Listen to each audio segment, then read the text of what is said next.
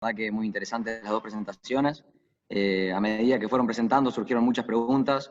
Hay más de 200 personas conectadas, así que vamos a intentar unir las preguntas en base a los temas que fueron las preguntas. Así que, bueno, arrancamos con una para Mariano que se repitió mucho, que es si recomendás empezar a la suplementación con un porcentaje de peso vivo bajo e ir aumentando a medida que se entra el invierno, ya que el porcentaje de proteína del campo va disminuyendo. Bueno, gracias Juan. ¿Hay un micrófono por ahí abierto? Ahí estamos. Lo que normalmente, o sea, lo ideal es poder arrancar gradualmente. Si uno tiene pensado llegar al 1,5% de peso vivo, lo ideal sería ir arrancando gradualmente. La verdad es que lo que terminamos haciendo es ponemos directamente el nivel en el que estamos queriendo arrancar y no hemos tenido inconvenientes a la hora de hacer esto. Siempre está la posibilidad de, si se puede, hacerlo, pero si no se puede, la verdad es que tampoco tiene grandes consecuencias. Bueno, muchas gracias. Otra para vos, Mariano. Mostraste experiencias de suplementación en autoconsumo dándolo 2 veces por semana. ¿Probaron de hacerlo dando 3 veces por semana? ¿Y qué diferencias hay con la de 2 veces por semana o si recomendás una o la otra?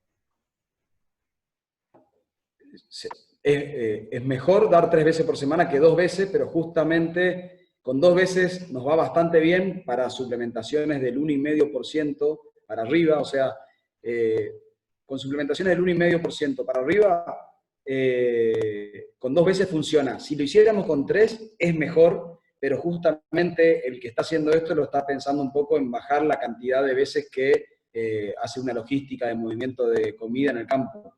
Pero 3 veces es mejor que 2. Claro, gracias.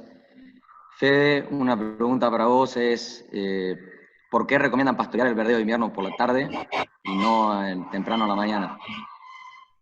Perdón, no te escuché bien. Te repito, ¿por qué se recomienda ingresar al pastoreo del verdeo de invierno por la tarde o mediodía, evitando los horarios de la mañana temprano? Muy bien, sí, era lo que hablaba cuando estaba terminando del pastoreo complementario.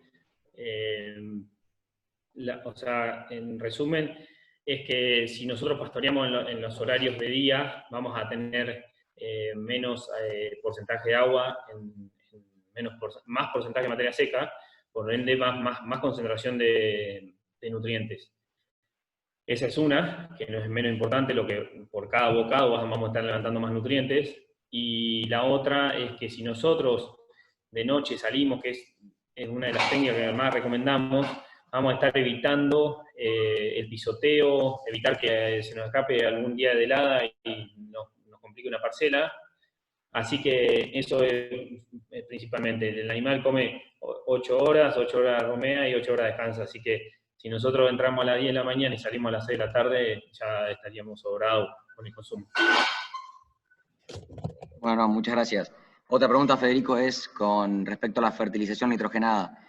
Pregunta si es una buena alternativa hacer la mitad de dosis antes del primer pastoreo y luego hacer la otra mitad después del primer pastoreo, siempre y cuando uno disponga de la maquinaria en el campo. Sí. Si nosotros tenemos la maquinaria, no hay duda que es lo mejor.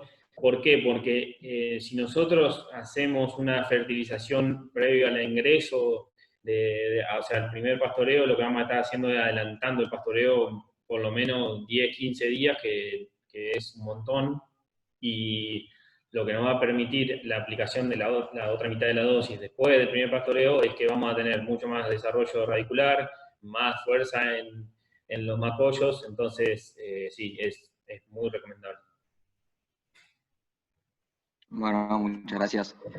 Mariano, acá hay una pregunta con respecto al porcentaje de inclusión de la monensina, ya que hiciste hincapié en que es muy necesaria aportarla en el comedero. Bien. Entendí, a ver, la pregunta fue sobre monensina, ¿qué porcentaje?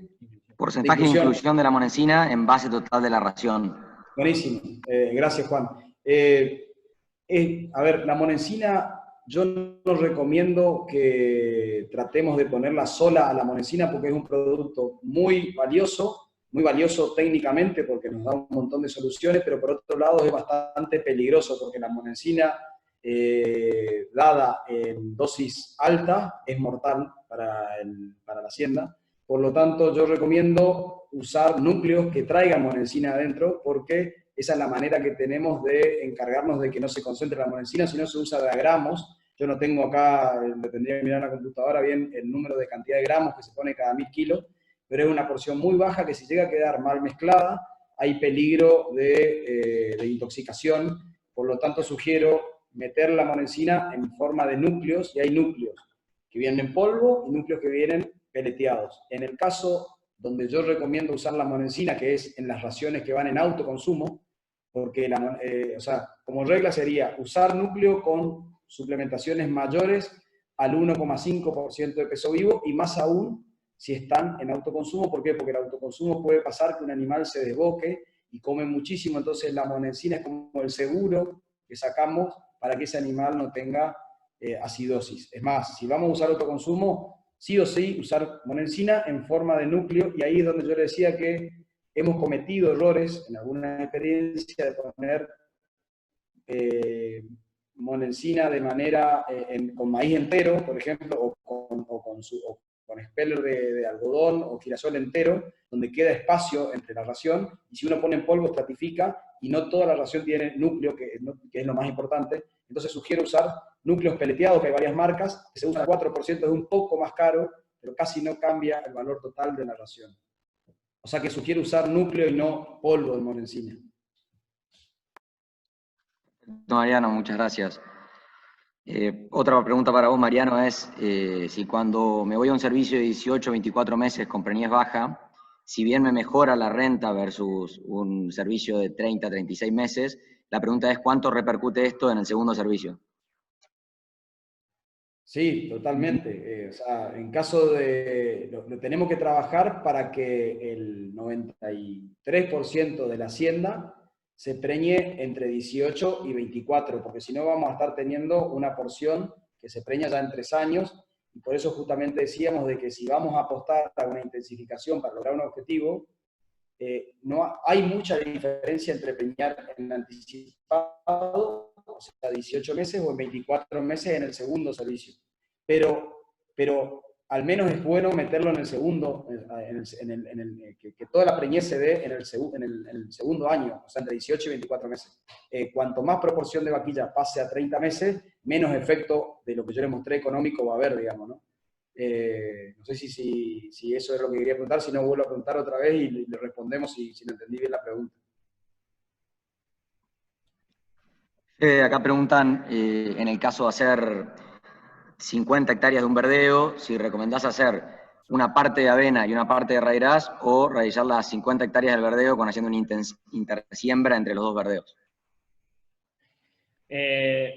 Lo primero que tengo que analizar, o lo que hay que mirar, es que tengamos ambiente para poder sembrar la avena, porque lo que normalmente nos suele pasar es que hay lotes que no tienen buen drenaje y la avena no va a soportar ese exceso de agua. Sí, si eso pasara, lo recomendamos. Así que sí, hay que hacer una proporción que puede ser entre un 20 y un 30% de avena y el resto de raíz. ¿Por qué? Porque la avena nos va a entregar en septiembre ya el lote y nos vamos a quedar sin esa proporción, nos vamos a quedar sin recursos. Así que es recomendable. Lo que no sé, es algo bastante discutido. Lo que no recomiendo es hacer la mezcla, o sea, la misma siembra, mezclar avena y raíz. No creemos que sea lo correcto, más que nada porque los dos tienen ciclo distinto, como vimos antes, y si cuando esté la avena para pastorear, el raíz todavía va a estar chico. O sea, si nosotros entramos a sembrar, a pastorear en mayo, la avena, el raíz ahí abajo va a estar chico. Así que si se puede, hay que hacerlo por separado.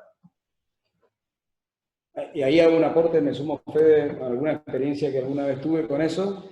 de que es poco probable de que ese verdeo intersiembra salga exitoso porque la avena en general le compite muy rápidamente al raíz y nos ha pasado de que no salga. Realmente el raíz queda abajo de la avena.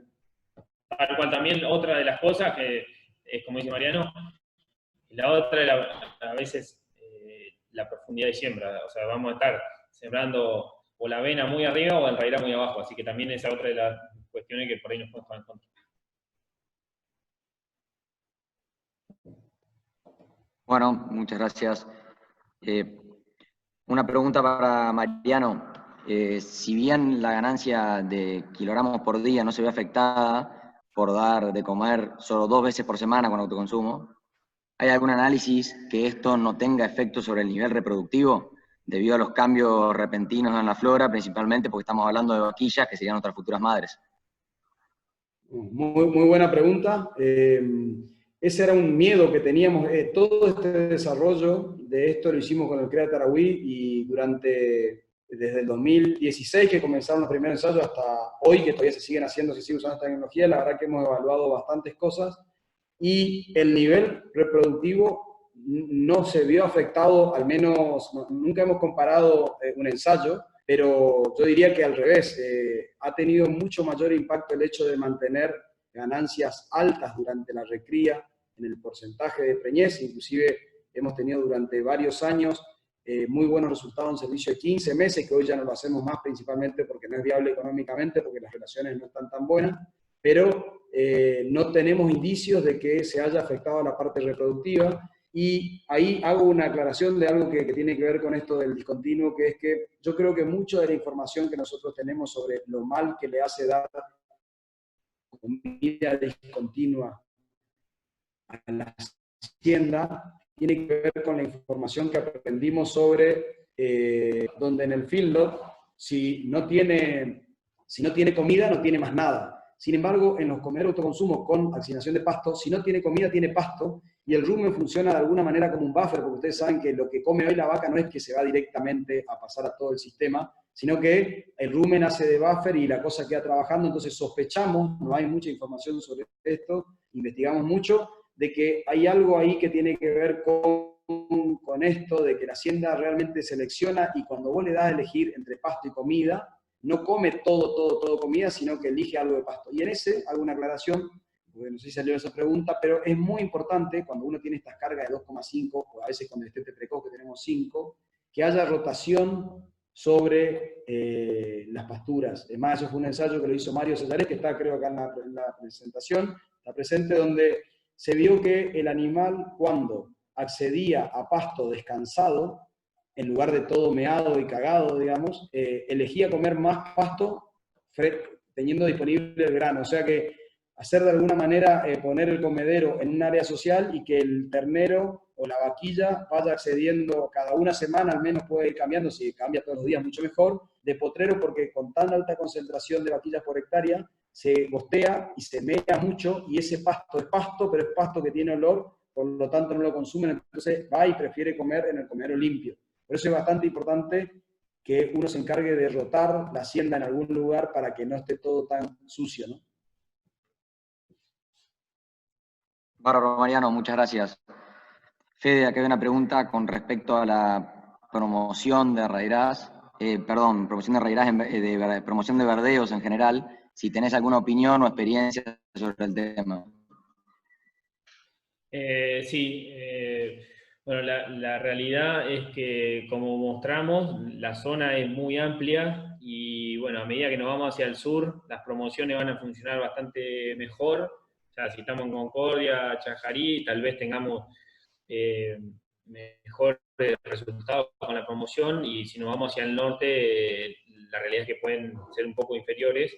¿Por qué? Porque la semilla va a tener que pasar un verano que puede ser que sea duro, y la otra es que puede que en febrero, marzo, haya una baja de temperatura y buena humedad y el raíraz germine, y a las 2 o 3 semanas, cuando hay un pelo, nos pegue un golpe de calor, como suele pasar, y bueno, ahí todo lo que nosotros pensábamos que íbamos a tener lo perdemos. Pero bueno, es muy variable de acuerdo al año que tengamos y al otoño. Gracias, Fede. Otra pregunta para vos. ¿Recomendás hacer análisis de suelo dentro del lote previsto para hacer el verdeo? Sí, sí, sí. Es tal vez una de las primeras cosas que hacemos, principalmente cuando no sabemos de dónde venimos, es bueno tener estos resultados porque en base a eso vamos a poder elegir la, la concentración del fertilizante que utilicemos, la dosis y los componentes. Así que sí, una cosa que me acordé, o sea, antes, volviendo a la pregunta anterior, creo que en lo que es promoción va a ser muy importante cómo hayamos dejado en floración, si dejamos una buena cantidad, o sea, si dejamos un buen disponible, ya que cuando nosotros tenemos que dejar semillar el raíraz es cuando los animales están metiendo más kilos, entonces ahí está el momento donde decís, lo cuido o logro el objetivo, entonces ahí es un poco donde hay algunos pensamientos encontrados y bueno, termina pasándonos eso. Pero si nosotros estamos sobrados y estamos bien, si dejamos de semillar una buena cantidad de raíraz, muy probablemente funcione y más si lo dejamos semillar todos los años. Gracias, Fede. Una pregunta para vos, Mariano.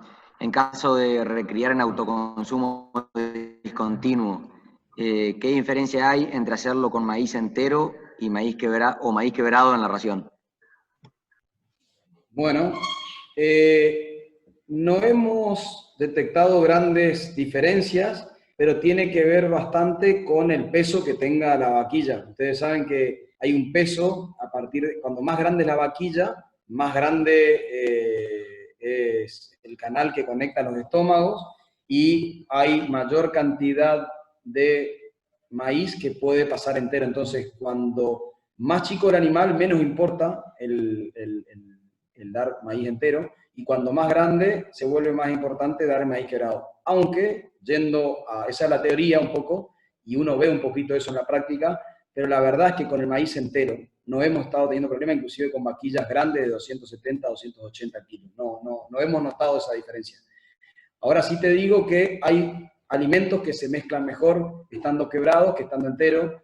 Por ejemplo, la soja, si uno usara una fuente de proteína con soja, que es por ejemplo el pellet de soja o la High Pro que viene en forma de harina de soja, esos dos productos se mezclan muchísimo mejor con maíz quebrado que con maíz entero. Es más, con maíz quebrado se genera quedan como dos cosas muy distintas y uno ve mucha selección, y en el autoconsumo particularmente se genera una selección por uno o por otro que varía en función del momento, digamos, en que esté en la hacienda, si está necesitando energía o proteína. Por eso hay veces que sí se decide hacer. Y después, pero después no tendría no es algo importante a tener en cuenta si es maíz entero o quebrado. Cualquiera de las dos cosas funcionan bien. Si uso maíz entero, puedo usar núcleo en polvo, porque el núcleo se mezcla con la harina y entonces funciona. Pero en general usamos maíz entero, por eso es que sugerimos usar el peleteado, porque es muy parecido al grano de maíz. Perfecto, Mariano, gracias. Hago otra pregunta para vos, Mariano. ¿Sabés cuál es la diferencia de peso al nacer entre los terneros de 18 a 24 meses versus los terneros de servicios de 30 a 36 meses y el efecto que va a tener el engorde en cada caso de estos terneros? Me parece que más allá del tamaño que tienen, o sea, el ternero hijo de vaquilla todos sabemos que es más liviano que el ternero hijo de una vaca, o sea que a medida que la hacienda es más grande, es más probable que sea un poco más grande. Yo no sé bien decirte en cantidad, aunque no me parece que sea un inconveniente a la hora, si la pregunta viene un poco por ahí, no es una variable de peso a la hora de decidir si tener 18, 24 contra 36. Es como que yo hoy le quise mostrar en los números, y espero que haya sido claro, porque justo en esa parte se me cortó y cambié la operación y demás. Es demasiado rentable para el sistema pasar de 3 años a 2 años. Es tan rentable como pasar de 60 a 85% de preñez. O sea, y no hay muchas razones no hay razones para no hacerlo. Inclusive si alguno tiene razón, creo que hasta hablándolo se puede encontrar una excusa para que esa razón no tenga sentido, porque es demasiado beneficioso. Un aumento del 30% en el resultado en un campo de 1.000 hectáreas son $15, son $15.000 al año, o sea que ustedes, administradores, dueños de un campo, pueden estar teniendo 100.000 pesos más por mes de resultado solamente por cambiar de método, y eso es pagando la comida. O sea que el que todavía no esté en un servicio de 2 años tiene que ver fuertemente de pasar ahora. Y aprovecho esta pregunta para meter algo que son 2 variables que vimos en el peso igual de importante a la hora de la economía. Ahora, si yo fuese a intensificar por primera vez, arrancaría primero mejorando el porcentaje de preñez, porque es algo que con un destete precoz, digamos, o sea, si voy a gastar en algo, preferiría comenzar con un destete precoz, haciéndolo a la vaca que lo necesite, suponiendo que el porcentaje de preñez es malo, es porque hay vacas que están muy flacas, porque tienen una carga alta. No sugiero bajar la carga, sino sugiero que hagan un tacto de anestro con su veterinario, un destete precoz en la categoría que lo pida. Esa comida tiene un alto impacto y tiene una entrega financiera más rápida que el de recriar una vaquilla, porque recriar una vaquilla es poner la plata hoy para que el año que viene se preñe, para que el otro año para, y encima ese primer año es generar una vaquilla que necesita, la vaquilla primera cría, va por protocolo de destete precoz, porque si esa vaquilla yo no le hago destete precoz, se preña un 30%, y si le hago destete precoz, se preña un 90%. Y ahí entra el peso del ternero, que es, si yo tengo una vaquilla que está bien recriada, que tiene 350 kilos, que tiene 370 kilos cuando pare, el peso del ternero no es significativamente distinto que el de una vaca. Es menor, pero no es un problema a la hora del manejo.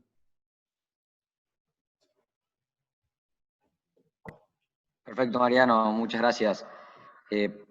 Otra pregunta para vos. En el caso de dar a frechillo de trigo en batea, ¿es necesario darlo como encina? No. ¿Y tenés el costo del kilo producido para esa ración? Bueno, a ver, habría que ver en cuánto está el afrechillo de trigo ahora, pero el afrechillo de trigo como característica, a ver, si lo doy en batea, va a depender de la cantidad que dé. Yo creo que hasta suplementaciones al 1,5, 2% de peso vivo, yo no debería tener problema, y ahí entra el tema de, si yo hago suplementaciones, ¿cuál es el problema de que yo pueda tener un problema con acidosis? Es que en el autoconsumo puede pasar que, como está libremente disponible la comida, una vaquilla elija comer en un día, hemos visto, el 4 o 5% de peso vivo. O sea, desafía lo que sabemos de nutrición, la cantidad que come. Porque justo ese día se puso glotona, come un montón, y como el afrechillo de trigo es altamente lábil y entrega una energía muy rápido en el rumen, hemos visto que genere diarrea, un poco de acidosis. Entonces, digo esto como concepto porque en batea, para mí, nada necesita monensina. Es más, si doy todos los días, tendría que estar dando muy alto nivel, más del 2%, para que cualquier alimento necesite monensina. Yo creo que no habría que ponerle. Ahora, hay resultados y hay ensayos donde la monensina genera un porcentaje de ganancia extra, porque es un ionófono que hace más eficiente el sistema ruminal, entonces genera un aumento de ganancia que por lejos paga el uso de la monensina. La verdad es que en general no la usamos, pero si uno la usara, es muy probable que tuviera un beneficio por usarla. Aunque no es sumamente necesaria como sí lo es en autoconsumo, donde yo no recomiendo hacer nada con autoconsumo si no estoy poniendo un núcleo. Perfecto, Mariano, gracias. Fede, una pregunta para vos con respecto a la fertilización nitrogenada, en particular con urea. Si aconsejás hacerla antes de una lluvia únicamente o se puede hacer después de una lluvia. Bueno, va a depender cómo viene el periodo previo a la aplicación, si está por llover, pero tenemos una seca como la que veníamos de la lluvia anterior. Lo ideal sería que la apliquemos si llueva, porque la disponibilidad de nitrógeno va a estar si tenemos el ingreso a la disponibilidad de las raíces. Lo que puede pasar después de aplicar la urea, aplicarla después de la lluvia, lo que va a pasar es que si la aplico, no sé, a los 2 o 3 días o inmediatamente me dé el piso, probablemente la urea no se volatilice porque se incorpore con el próximo rocío, pero tal vez esté un poco menos disponible en las raíces que si cae una lluvia y está la solución del suelo. Esa es la gran diferencia. Perdón, lo difícil acá, y esto es, es un poco casi una timba, que uno nunca sabe cuánto va a llover, y eso lo hace un poco más riesgoso. En cambio, si yo lo tiro inmediatamente después de la lluvia, me aseguro que, aunque sea se incorpore al suelo y en la próxima lluvia esté disponible.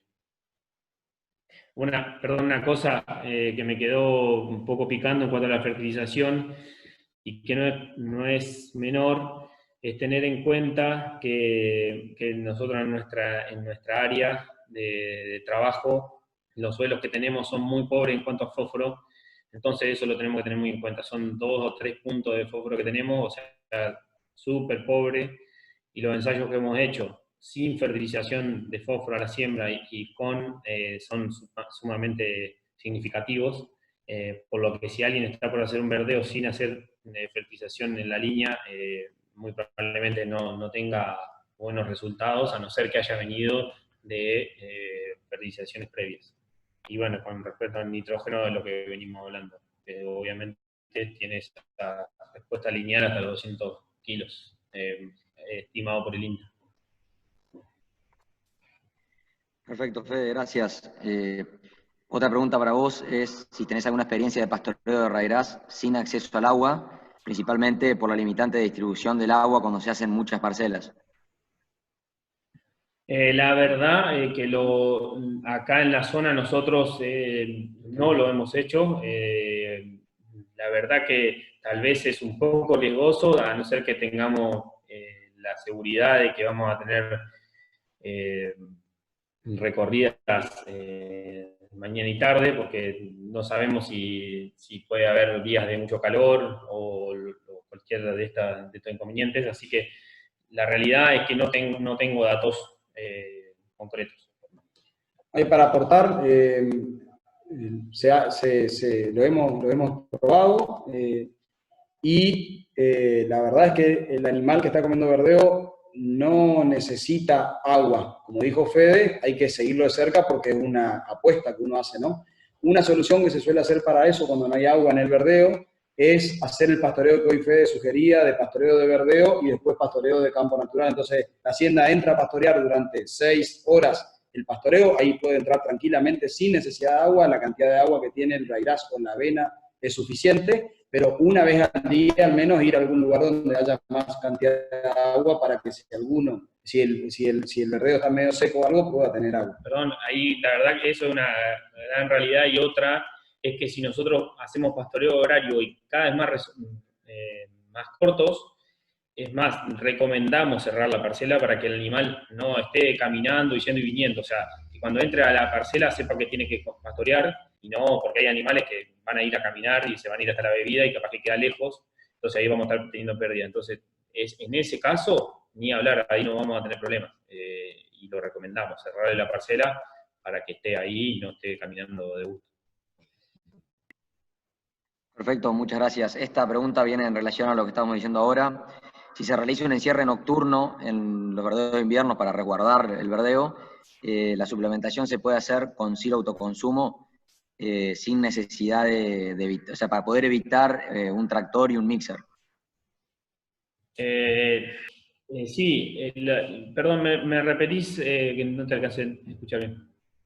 Si realizamos un encierre nocturno para de esta manera resguardar los verdeos de invierno y en este encierre se realiza una suplementación, si se puede hacer con silo autoconsumo, para de esta manera evitar tener que dar una ración con un tractor y un mixer. Sí, es lo que tal vez se recomienda, hacerlo con rejas de autoconsumo.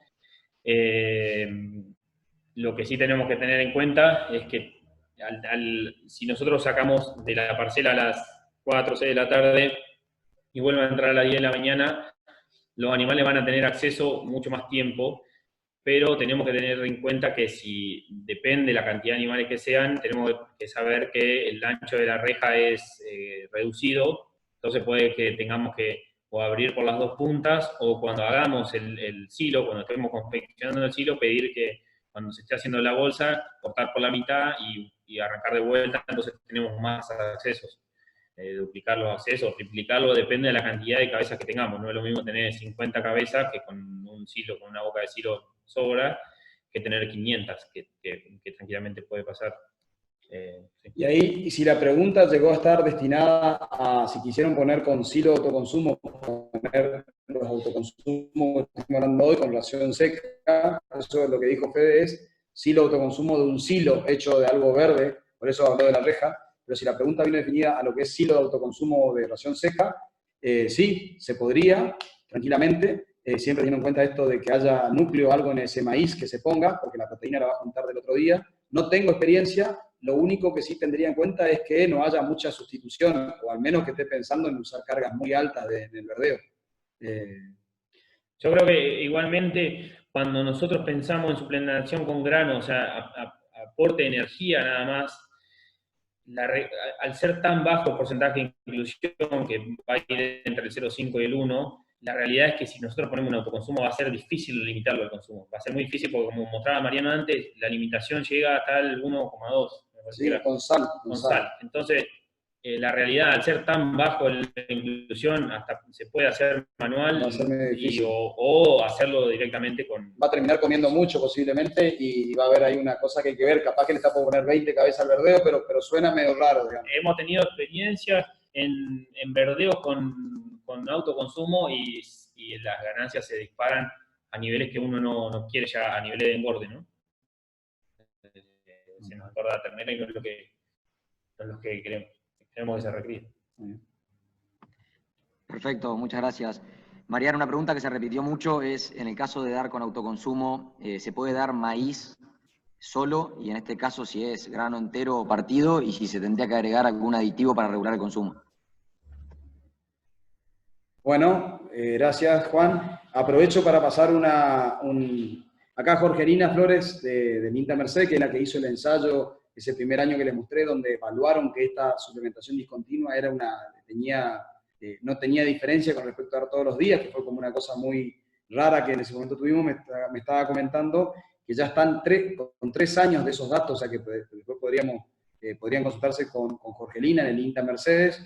Hay información ya de 3 años de este tipo de, yo no sé bien los resultados, y están haciendo ahora una evaluación más profunda para ver el tema metabólico y la parte reproductiva, que fue un poco una de las preguntas que hubo. O sea que va a haber información zonal atendiendo a esta demanda también zonal. Y yendo a la pregunta, si se puede poner maíz en autoconsumo, se puede poner maíz en autoconsumo. Si le pones monencina, se puede, yo lo he visto, poniendo un núcleo. Ahora, primero que esa ración estaría desbalanceada, y al menos que sea como la pregunta anterior, donde querían dar maíz para darle a un verdeo, me da medio miedo, o sea, primero que no le encuentro mucho sentido de dar una ración desbalanceada, y la otra es que me da miedo probar tanto maíz en autoconsumo sin nada en el medio que le haga un poquito de fibra y que le haga rumiar un poco al animal, como muchas veces hace el speller que le ponemos, que cumple con esa función.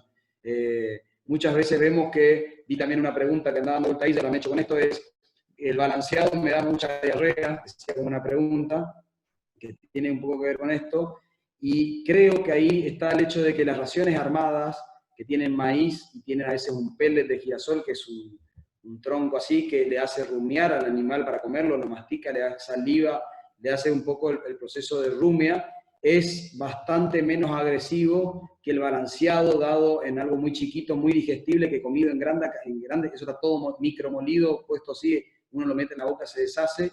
Es probable que el balanceado dé un poco más de diarrea a la hora de arrancar, o sea, sea mucho más violento en los arranques, por esto de que es más altamente disponible. Y esto tiene que ver con que las raciones que armamos un poco con pellets de girasol o algodón tienen ese efecto fibra que facilita la cosa.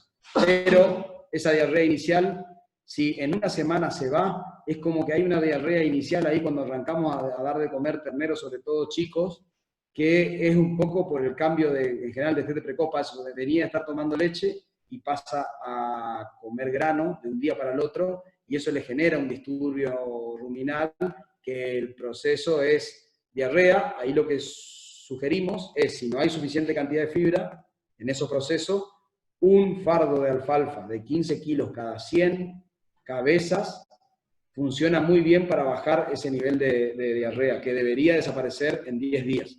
Un fardo cada 100 cabezas, o sea, es muy poquito. Gracias, Mariano. Otra pregunta que se repitió mucho es si tenés alguna experiencia en una suplementación corta pre-servicio de las vaquillas en anestro. Sí, hay experiencia. No sé si vi que había algún Osvaldo Benítez metido ahí, o el hijo Tomás.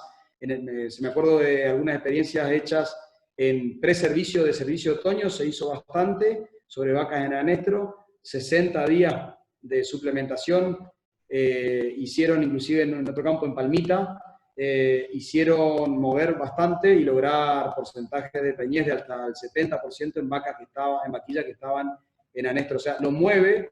El tema es que cuando uno empieza a suplementar ahí, a mí la verdad que es como algo que entre todos los que estamos analizando esto llegamos a la conclusión de que no está tan bueno porque es medio caro, porque vos no podés hacer una suplementación cortita de 30 días y cortar, porque hay todo un proceso de arrancar hasta que el animal adaptación, se siente que está en balance positivo, le pasa la información de que, che, la estoy pasando bien, así que puedo entrar en celo, y una vez que entro en celo, si le corto, es muy probable que ese celo se caiga. Entonces en general hacemos suplementaciones largas, de 60 días, y entonces ahí decimos, bueno, dejo pasar nomás esta vez para la próxima, pienso de arreglar esto desde antes, digamos, ¿no? Es más, un problema que muchas veces tenemos en servicio de otoño, y por eso a veces en servicio de otoño, por más que tengamos vaquilla de 330 kilos, en mediciones y en comparaciones que hemos hecho a nivel CREA, cuesta pasar el 70% de preñez en 18 meses con vaquillas con peso, porque generalmente el nivel de ganancia que están teniendo en otoño no es del todo bueno, porque nuestros campos naturales a veces en los otoños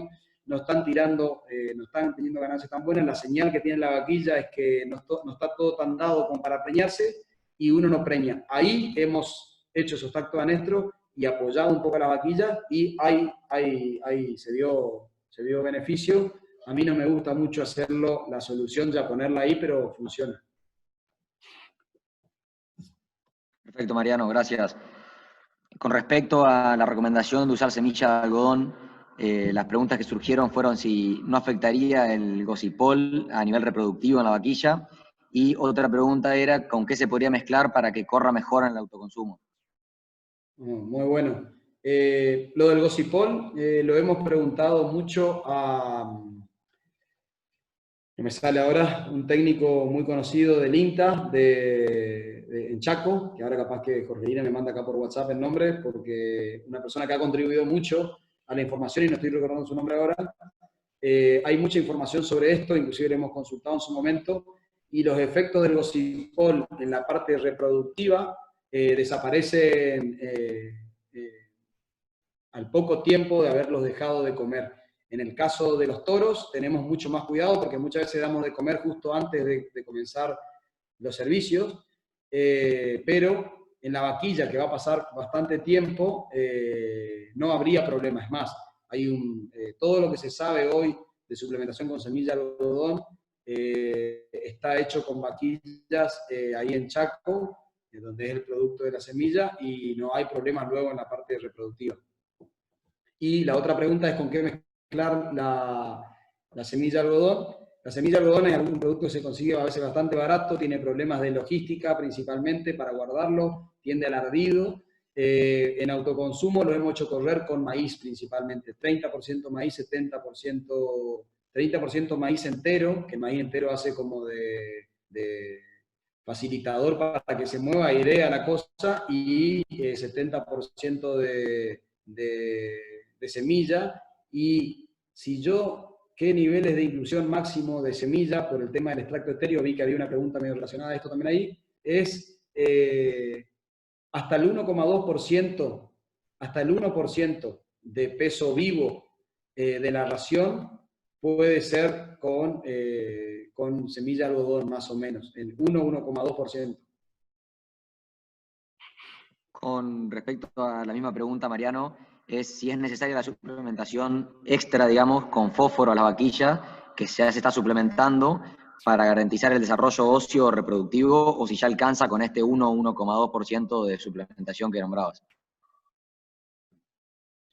No, hay que suplementar con fósforo también. Es tan alta la deficiencia en fósforo que tenemos que sería una pena, poniéndole todo lo otro que le ponemos, no ponerle la suplementación con fósforo. Muchas veces lo hemos discutido en el CREA sobre si hacerlo o no, e inclusive, por ejemplo, en los que están comiendo arriba del 2%, donde ya están teniendo un aporte muy grande de una comida que ya no es corrientes, eso ya es otra cosa, están comiendo maíz con pellet, el nivel de fósforo que ya tiene esa ración sí es suficiente, pero en las suplementaciones más de campo, como las que hablamos para la vaquilla, yo le pondría fósforo. Es más, ahí doy un dato, hay un suplemento, que hablamos hoy de la burlanda, no sé si alguno preguntó, pero la burlanda es un suplemento para suplementar la vaquilla espectacular porque tiene niveles, es un subproducto del maíz, parece una polenta, tiene altísima palatabilidad, tiene altísimos valores de fósforo, o sea, duplica o triplica los niveles de fósforo que le podríamos dar dándole suplemento mineral, y tiene mucha proteína y mucha energía, todo en el mismo componente. Es algo muy bueno en suplementaciones chiquitas, de 1 kilo, 1,5 kilos a campo. Muchas gracias. Una pregunta para vos, Fede, con respecto al pastoreo rotativo, es ¿cómo recomendás determinar el tamaño de las parcelas para lograr un buen circuito de este pastoreo sin que nos falten o nos sobre parcelas? Bueno, creo que como principio hay mucho para... Hoy en día se está viendo mucho de los trabajos de PRB, hay mucho de cuánto uno quiera dedicarle a esto. Yo creo que si tenemos ganas de ser lo más eficiente posible cosechando el pasto, que es lo que queremos, tenemos que calcular muy bien esto, hacerlo con cambios que sean al menos diarios si queremos tener los mejores resultados. Y bueno, si nosotros queremos hacer una determinación, sea semanal o sea diario, lo que nosotros tenemos que saber perfectamente, primero cómo está viniendo el año, cómo está viniendo los raíces, si fertilicé o no fertilicé, y en base a eso, estimar cuántos días de descanso quiero que tenga esa parcela. Nosotros siempre rondan entre los 30 a los 40 días aproximadamente, que era lo que mostrábamos hoy. Y bueno, ese número de días lo dividimos por la cantidad de días de permanencia, que sería cuánto quiero estar yo en la parcela, y nos va a dar un número que va a ser la cantidad de parcelas que necesito. A esa cantidad de parcelas, una vez que tenga ese resultado, lo voy a dividir por las hectáreas y poder determinar cuál es la superficie de cada parcela. Una vez que yo sé, no sé, vamos a poner que sean 5 hectáreas, a un cálculo sencillo de área y sacar cuánto tengo que abrir de frente para completar esa parcela.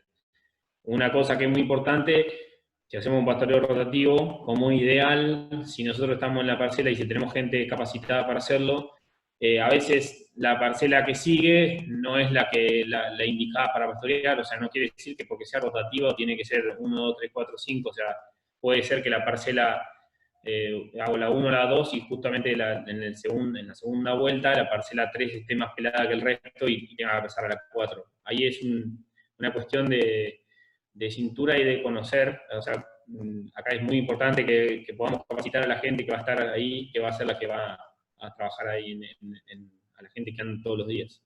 Entonces, estas cosas no hay que darlas por alto y cuanto más capacitado esté la gente, más eficiente va a ser. Fede, con respecto al mismo tema, ya que estamos hablando de intensificación de los pastoreos, acá preguntan si recomendás llevarle agua a cada parcela, en caso de ser posible, si se ve un beneficio de este sistema frente a tener un callejón donde tiene acceso al agua o tener el agua fuera de las parcelas, digamos. Entiendo. Sí, o sea, estamos hablando de un verdadero invierno que tiene un alto contenido de agua. Acá la determinante va a ser qué distancia hay desde la parcela a la bebida. Si el bebedero está muy lejos, muy retirado, ni hablar, y si tenemos la posibilidad de hacerlo, es recomendable. Pero estamos hablando de una inversión más que agregarle. Así que bueno, sí, si tuviéramos la posibilidad, es recomendable. Si tenemos que hacer una inversión extra y no está tan lejos, habría que evaluar si es o no rentable hacerlo. Una pregunta, Mariano, es si se recomienda la utilización de urea en la alimentación como fuente de nitrógeno no proteico, digamos. Sí, está buenísimo. Inclusive hay muchísimos ensayos en varios lugares de sustitución de nitrógeno proteico, o sea que es el nitrógeno que compramos cuando viene un expeller de algo, por nitrógeno no proteico, que es el nitrógeno de la urea. Hay ensayos inclusive del INTA donde han evaluado que hasta sustituyendo valores bastante altos, inclusive no sé si no llegaron al 100, no hay diferencias en ganancia. El problema pasa a ser, ya no es más técnico de si se puede o no, sino que es logístico. Ustedes saben que la urea es peligroso de que si un animal come más de lo que debería, termine también muriéndose. Entonces ahí está el desafío enorme de que dónde lo mezclo. Si lo voy a mezclar con una ración seca, que es una ración, por ejemplo, maíz speller, yo le tiro la bolita de urea, es muy probable que haya estratificación y que eso quede en un lugar y de otro. Ahora, si yo tengo un alimento como la burlanda, tengo un alimento más en polvo, o tengo un maíz quebrado, o tengo algún vehículo donde la urea pueda dividirse más, funciona espectacular y baja muchísimo el valor de la ración, porque la proteína en general es un poco más cara que la proteína, que la energía. Una cosa que aparece como alternativa es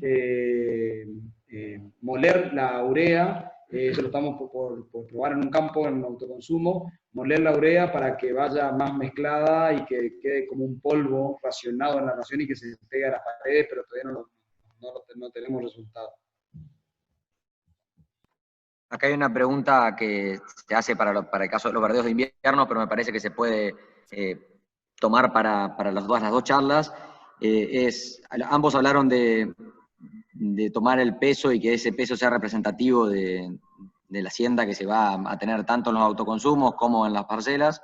La pregunta es con qué periodicidad se debe ajustar por peso en ambos casos, en la demanda del lote o con los autoconsumos. Bueno, en nuestro caso va a depender bastante de la distancia que tengamos también del lote hasta la balanza, porque eso es un dato no menor. Muchas veces los verdeos están retirados y cada vez que vamos a pesar es una corraleada y es una pérdida de peso, pero tendríamos que tener una pesada cada mes o mes y medio como para ir ajustando esa carga cuando mostrábamos esa planilla de Excel, de saber bien exactamente cuál es nuestra demanda, que si tenemos ese dato más certero nos va a ayudar mucho. Pero bueno, lo más importante es cada un mes y medio tener una pesada. Si el verdeo está al lado de la balanza, bueno, se podría hacer alguna pesada más. Y en el caso de las suplementaciones, está buena la pregunta. Un caso, cuanto más se vaya, si uno decide darle el 1,5% y uno más o menos sabe la ganancia, hasta puede ir suponiendo cuánto es el aumento que va teniendo.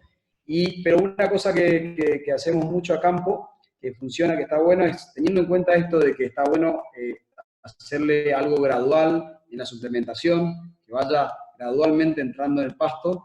Lo que solemos hacer es, si yo tengo una vaquilla que va a ir de 150 a 250 kilos, el peso promedio es 200. Si le quiero dar al 1%, son 2 kilos. Entonces, comienzo dándole 2 kilos al principio, y esos 2 kilos son un valor más alto al principio, y esos 2 kilos se mantienen y casi se van diluyendo. Entonces, cuando termina el periodo y tiene que pasar a pasto, hay como una transición natural que se va dando porque la vaquilla va diluyendo esa cantidad. Entonces, tiene más altas ganancias al principio y más bajas ganancias al final, pero lo bueno es que va habiendo una transición natural hacia la salida a campo, como una idea de solucionar ese tema de los pesos. Lo mismo nos pasa, o nos pasa algo parecido, si hacemos rairás o avena. Cuando hacemos rairás, lo que nos va pasando es que se ajusta más naturalmente a la curva de producción de oferta del rairás con la demanda del animal. En cambio, si hacemos avena, tenemos un pico muy alto de producción en el primer pastoreo, que le tenemos que meter alta carga, y en los segundo, tercer y cuarto o tercer pastoreo la producción baja y la demanda va a ser más alta. Entonces es más fácil ajustar en rairás que en avena. Por eso en avena tenemos que estar bien despiertos para ir sacando animales o ir suplementando con silo, con grano, con lo que fuere. Aquí hay una pregunta con respecto a las raciones formuladas en los campos. La pregunta es si es recomendable dar secuestrantes de micotoxinas. Sí, lo hemos usado. Otra vez en el campo de Mario, que si llega a estar presente se va a acordar. Secuestrante micotoxina cuando hay sospecha de que el maíz puede estar mal, ¿no? Que lo demuestra porque el maíz uno lo ve en buen estado. Frente a la duda, es algo que no influye en el costo y que evitaría muchísimos problemas. Así que si hay duda sobre la calidad del maíz, el uso de micotoxina. Un silo también puede De ser. un silo también, sí, sí. O sea, y funciona.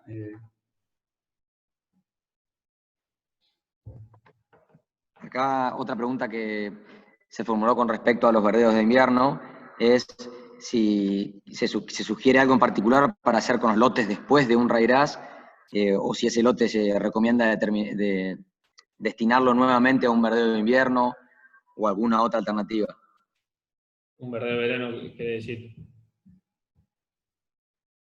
Claro, si se destina nuevamente si se destina a un verdeo de verano luego de ese verdeo de invierno, o si se recomienda dejarlo para realizar un verdeo de invierno en el próximo invierno, digamos. Está bien. Lo que pasa normalmente es que en muchos de los campos en los que trabajamos se suele hacer siembras de sorgo, por lo que si es necesario hacerlo, viene bien, pero nosotros lo que nos va a pasar después es que si metemos un cultivo entre medio, vamos a estar siempre jugados con todo, con el tiempo y demás, poco barbecho, porque si hacemos un sorgo, por ejemplo, vamos a estar sembrando sobre el fin del ciclo del raigras, aplicando y sembrando, y después cuando el sorgo esté terminando su ciclo, lo vamos a tener que terminar cuanto antes para poder entrar con raigras. Entonces por ahí, algunas de las alternativas que también se ven desde Curzú o de estas zonas que son un poco menos calurosas, tal vez hacer una consociación con Lotus, que también puede funcionar. Lo que nos va a permitir eso es tener un buen aprovechamiento del raigras en el invierno y que nos quede el Lotus en la primavera y en el otoño como para pastorear con el ternero. Lo que sí es recomendable siempre y cuando esa pastura nos quede, porque va a ser bianual. Así que lo que va a depender mucho es de cuál sea el objetivo del campo, si va a necesitar o no hacer alguna pastura. Pero lo ideal sería quedarnos con ese lote que sea para rairás, que vuelva a ser rairás, que cada 2 o 3 años rote con algún otro cultivo, pero lo ideal sería hacer rairás y dejar de descansar. Perfecto, Fede, muchas gracias. La verdad que tenemos muchas preguntas, fue mucha gente que estuvo conectada y que estuvo interactuando con el chat. Tengo que pedir disculpas de que no pude realizar todas, ya que no íbamos a extender en tiempo, pero aprovecho para decirles que en este momento están viendo en la pantalla los contactos, por lo tanto, si les queda alguna duda, pueden contactarse con cualquiera de nosotros que vamos a estar intentando responderle la consulta. Así que, Gonza, te doy la palabra para que hagas unas palabras de cierre. Vale, perfecto. Bueno, buenísimo, Mariano y Fede. Muchas gracias a todos por participar, esperamos que sea de utilidad. Nuestra idea, como siempre, ya saben, es tratar de agregar valor y poder brindarle servicio, información y asesoramiento para que les vaya mejor en sus sistemas productivos. Las preguntas que no se respondieron los vamos a contactar después para responderlas. La charla quedó grabada, así que ya hubo un par de casos que nos pidieron que se la mandemos. Así que mañana seguro lo vamos a estar avisando cómo la vamos a subir. Y estamos en contacto y recibimos cualquier sugerencia para algún otro tema que quieren que toquemos.